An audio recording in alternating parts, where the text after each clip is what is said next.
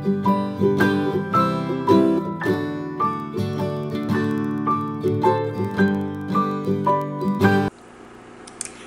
friends, I am Megan. Welcome to my channel, Creating Essence. Today I'm going to do a little part 2 of a series I started a couple weeks ago. I think it's a couple weeks by now, about homeschooling a child with high-functioning autism. If that sounds like something that you're interested in, stick around. So last time I talked about just kind of the general parenting and some bits about homeschooling a child with high-functioning autism. Today I'm going to do a little bit of Q&A from questions that I received in response to that video on my Facebook page, my Instagram, and here on YouTube. The first question might be considered controversial, but it is really significant and it needs to be discussed because it's a really relevant issue that a lot of people ask. And that is, did vaccines cause my son's autism? The answer to that, unequivocally, is no. That's not to say that vaccine injury isn't a legitimate thing. It is. It is a major problem. And I've seen lives profoundly affected and even ended by people close to me from vaccine injury. So it's a legitimate issue, and I believe vaccines do affect us neurologically, but that is not my son's issue. My son was born with really obvious, significant issues immediately following birth. Things that we just learned down the road were all connected, and at first we just thought they were quirks and strange little things that were hardly of note, but just, I don't know. For example, when he was born, he couldn't keep his body temperature. His body just didn't know how to keep itself warm. We did a lot of skin to skin, and over the first couple of days, his body figured it out. He cried a lot. He cried and he cried. He couldn't self-soothe. He had a really difficult time breastfeeding. We found out later that's because of oral muscular issues related to his neurological issues and sensory processing disorder. And a whole bunch of other things that it would take a really long time to get into. But that was from birth. So we know our son was born like this. It wasn't something that was caused. The second question is, did homeschooling cause his autism?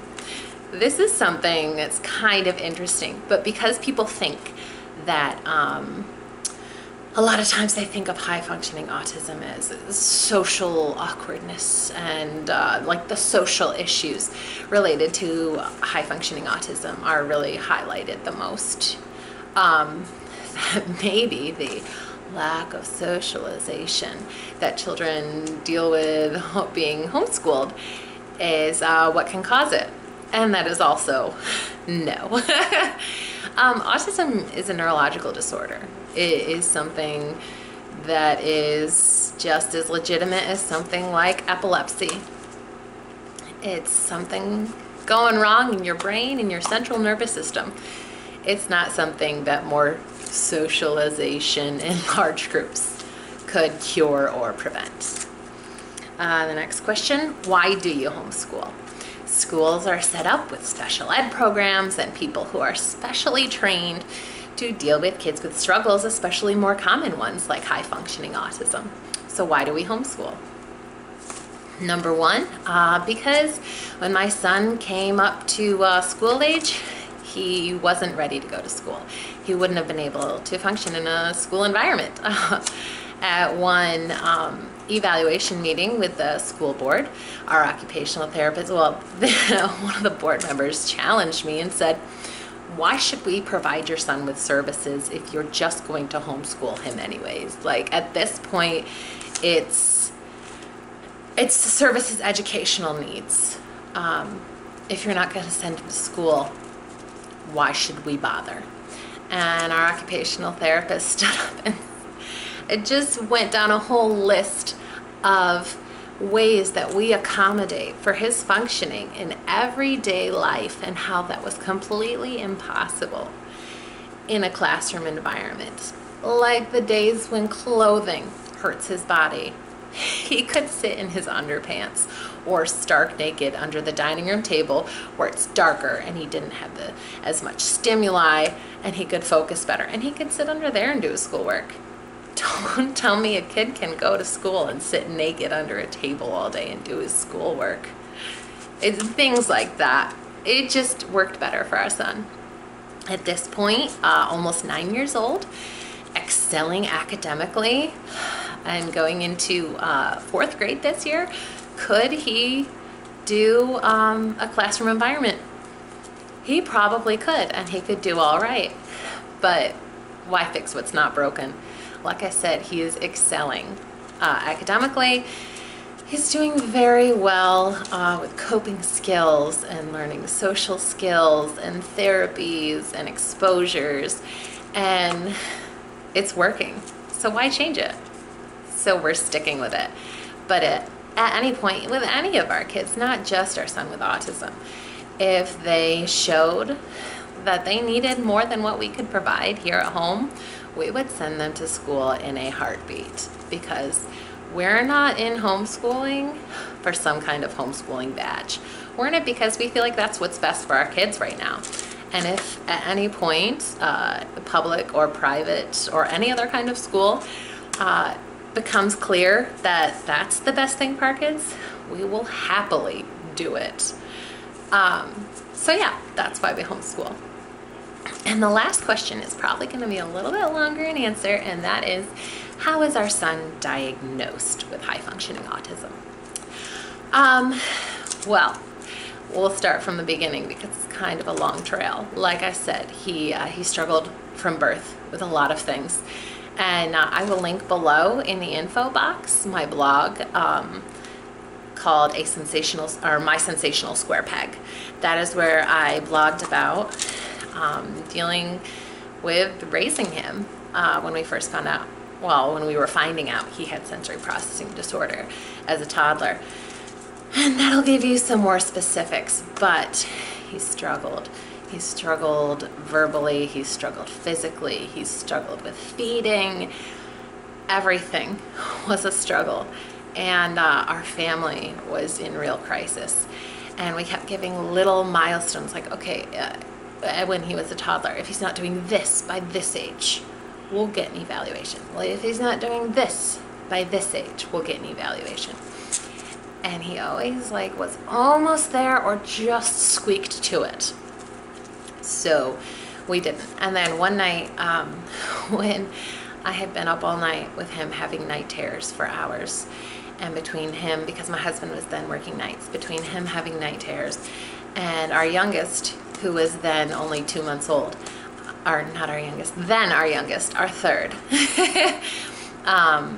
was only 2 months old. Between the two of them, I didn't get any sleep that night. And when my husband got home from work around 6:30 in the morning, I handed him the baby and I said, you need to take over right now, and I need to go breathe, and I need you to stay awake until 9 a.m. when the early intervention office opens, because I am calling and we are getting Gabe evaluated. And he just said, okay, which is pretty remarkable, because there'd been a little bit of conflict there about whether or not he should be evaluated in the first place for a long time, which is why we had all those milestones set up, because a lot of people were telling us, he's just a boy, he's just different, you're expecting him to be your first, oh, he's just a high needs child, he's not special needs. And I have a background in early education and special education, or early childhood education and special education, and I just knew.